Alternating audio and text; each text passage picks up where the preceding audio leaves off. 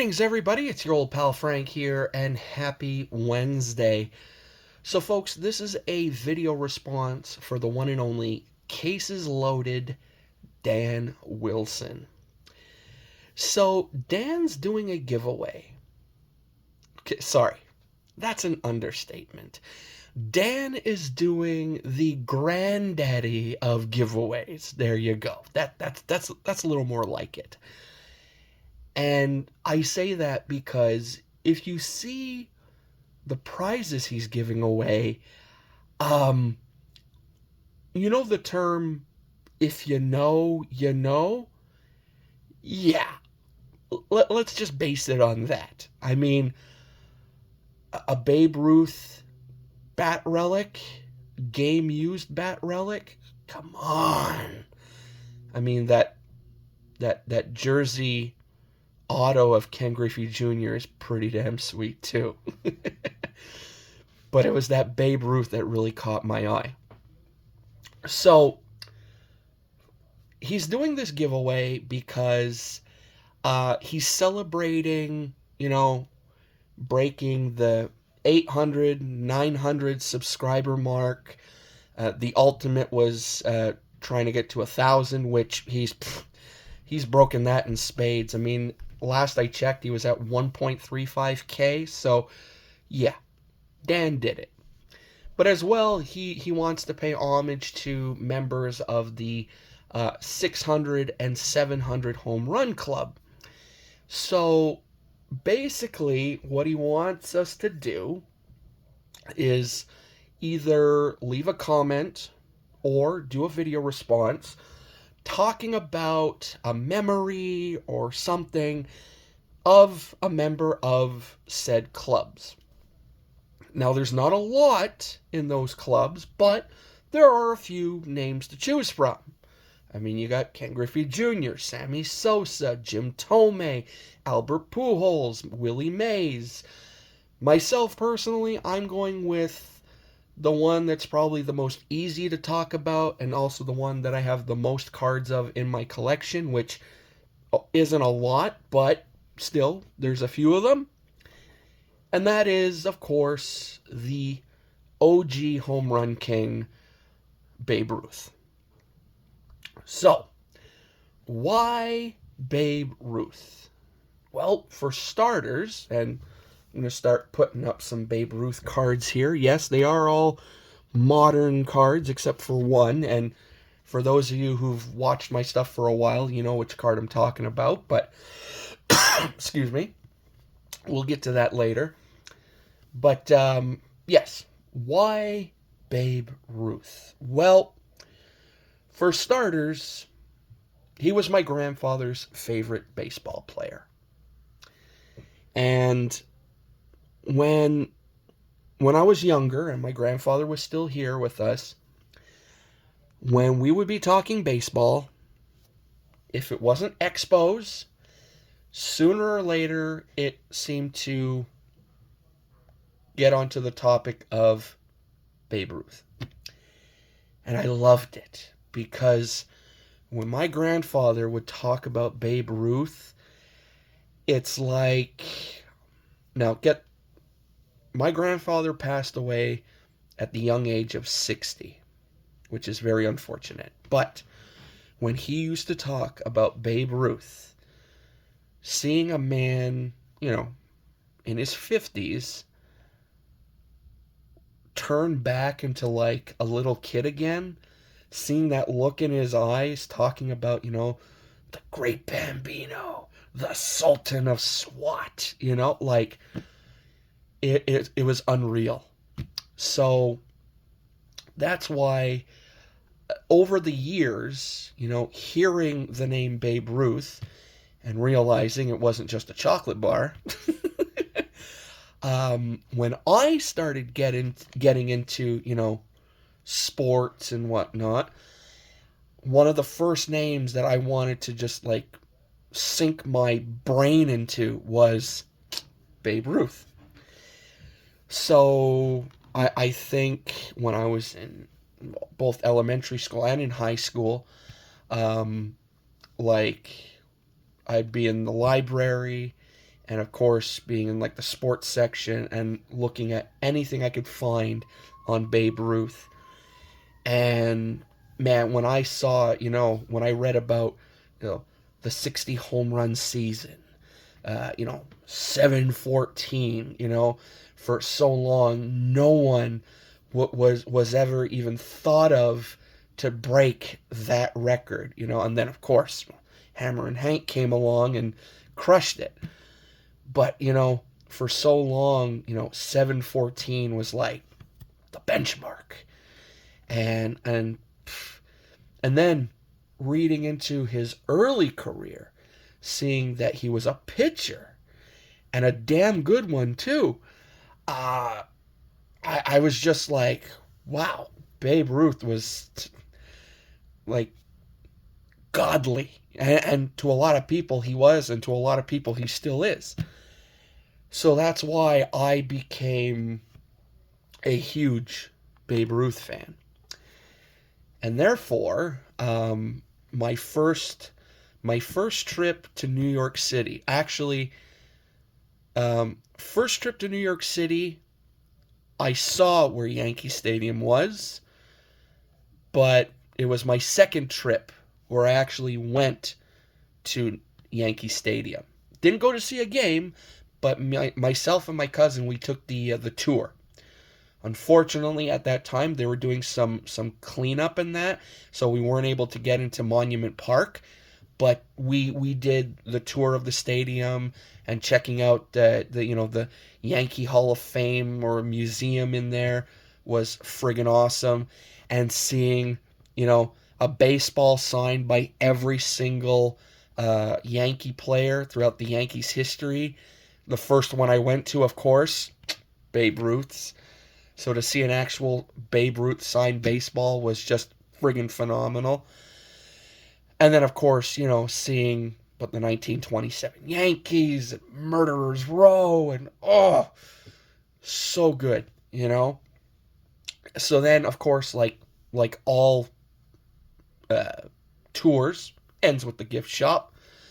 And I was like, I'm not leaving here without something Babe Ruth related. And when I walked into the gift shop, I see all the shirts on the wall, and boom, I see that big number 3, and I'm like, that's coming home. Now, of course, that was the one on the wall. I had to be the little pain in the butt, and I was like, I want a Babe Ruth shirt, and they're like, they have to go look for it in the back, and this and that, but I end up getting one.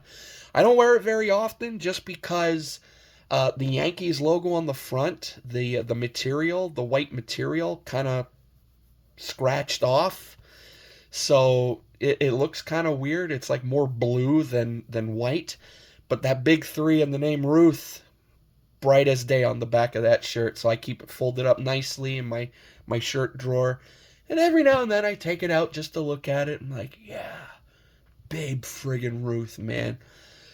So that's one thing. Then fast forward a couple more years, and I find myself in Baltimore again with my cousin. He's my good travel buddy. So we're in Baltimore, and we did the whatchamacallit, we did the tour of Camden Yards, and talk about a beautiful ballpark. But anyway, so we do the tour of Camden Yards, and in front there's all the statues, and there's a Babe Ruth statue, and it was from his early days, and so that was a big plus for me. But then you come to find out, Babe Ruth was born in Baltimore, and his childhood home is the Babe Ruth Museum. And right away I was like, I gotta go there. We gotta go there. And we did. And I had a ball. And the next thing is, looking at all the baseballs they have to represent all 714 home runs, and there's all kinds of stuff. But upstairs, there's a little area just off from his actual childhood bedroom, and it talks about this one moment in time, the called shot, which is one of my favorite times in history. So much to the point where when people ask me, if you had a time machine, what date would you go back to? And it is this date right here, which is, was it? Yeah. Game 3 of the 1932 World Series against the Cubs, when Babe Ruth called this famous shot. And there's been so much debate about the called shot. Some say he was doing it to get back at the pitcher, because apparently the pitcher was pitching to him too far inside and whatever, and apparently he looked back at him and he said, the next pitch you throw at me, I'm hitting it over the left or no right field wall or something. Others say he was pointing, but it was actually because the sun was in his eyes. There's so much mystique around the called shot, which is another reason why I love that one incident, But that's another thing to pile on with my love of Babe Ruth. Then, just adding another one here.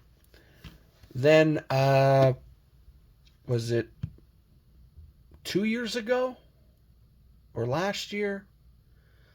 I forget. But I finally made it to the Baseball Hall of Fame.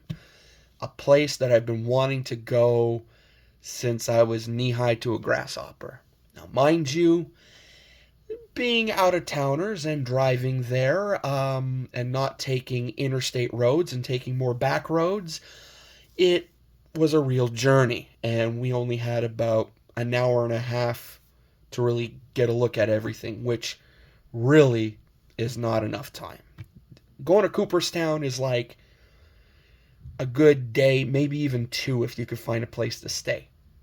Just because of all the stuff around the Hall of Fame. All those sports stores. Oh my god. The card hunting I could have did. Anyway. But, yeah, so finally made it to the Hall of Fame. And they usually say the Hall of Plaques, the famous Hall of Plaques. That's usually the end of your tour of the hall. But we did it first to get it out of the way and then go check out the other stuff. And of course, when I walked in there, the first plaque I go to is Babe Ruth. I mean, he's part of the inaugural class of 8, I think it was. And, yeah. Babe Ruth's plaque was the first one I went to. It's front and center, right at the end of the hall. There's his plaque on the wall, and then to the left there's a statue of him, or like a, not a statue, but like, anyway, there's a big statue thingy of Babe Ruth, and on the other side it's, I believe, Ted Williams. But and then I went to check out Yaz's plaque and everything, but still, Babe Ruth was the very first one to go check out. And just being there with my dad was just really, really something else. And then the final thing was, considering sports cards in general, and with my love of Babe Ruth, I know that no time soon am I ever going to own, like, a playing day Babe Ruth card, or like a 33 Gaudy or something, like, those are really big boy cards. But when I really started getting into the, I guess you could say, more vintage side of things, I wanted to find vintage Babe Ruth related stuff. And that's why, last year, this was on my top 10 list for last year, or was it the year before? It's early, folks. It's like 10:13 in the morning. Forgive me for not remembering dates. But I've heard about this card for a long time. I mean, there's numerous legends in this set, but when I saw this one, and especially for how I ended up getting it, and then seeing other prices of it at a big card show I went to, just made me feel 10 times better. And I'm talking about my 1960 Fleer PSA 2.5 Babe Ruth. I got this in an eBay auction. It was like 3 o'clock in the morning, and I sniped it for like $80. And then about a week or two later was the Sports Card Expo in Toronto, and there was one dealer, and he had about 4 or 5 of them, all graded in different grades, and he had, I think, a 1 or a 2, and he wanted like almost $400 for it, and I was like, what? And I was talking to my buddy Mike, aka Canadian Cards, and I was like, I think I got a better deal. And even he was saying like, yeah, I think you got the way better deal. So yeah, so there you go, folks. 16 plus minutes of me just pouring my heart out on old Babe Ruth. So all in all, I hope you enjoyed it. But more importantly, Dave, I just wanted to say huge